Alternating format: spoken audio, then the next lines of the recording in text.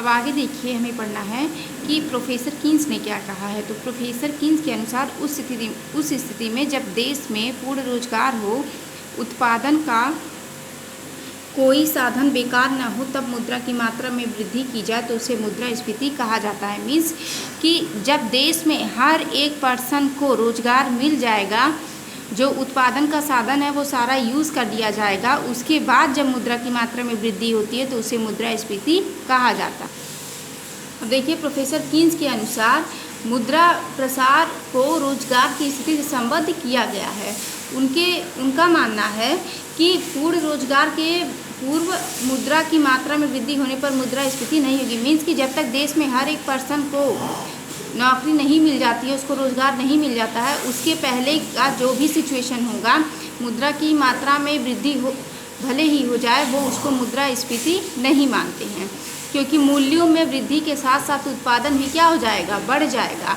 वास्तविक मुद्रा पूर्ण रोजगार बिंदु के बाद ही उत्पन्न होती है। प्रोफेसर पीकू का ये मानना है कि जो वास्तविक मुद्रास्फीति है, जब पूर्ण रोजगार हो जाता है उसके बाद ये क्या होता है, आता है जब मुद्रा की मात्रा में वृद्धि होने पर आय उपार्जन क्षमता अथवा उत्पादन नहीं बढ़ पाता। ठीक, कि रोजगार बिंदु के बाद ही क्या हो जाता है, आपका ये मुद्रास्फीति उत्पन्न होती है।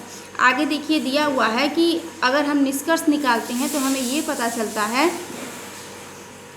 कि मुद्रा प्रसार असंतुलन की वजह होती है जब मुद्रा की पूर्ति उसकी मांग से क्या हो जाती है, अधिक हो जाती है, जिससे मुद्रा का मूल्य कम हो जाता है और वस्तु सेवाओं की कीमतें बढ़ जाती हैं। ठीक, तो मुद्रा प्रसार एक असंतुलन की स्थिति है जब मुद्रा की जो पूर्ति होती है वो मांग से ज़्यादा हो जाती है, जिससे मुद्रा का मूल्य कम हो जाता है और वस्तु सेवाओं की कीमतें बढ़ जाती हैं। अब यूजुअली आप खुद से रिलेट करके देखिए, अगर आपके पास पैसा बहुत होगा, ज़्यादा आपकी इनकम रहेगी, तो आप ज़्यादा चीज़ें क्या करेंगे, डिमांड करेंगे।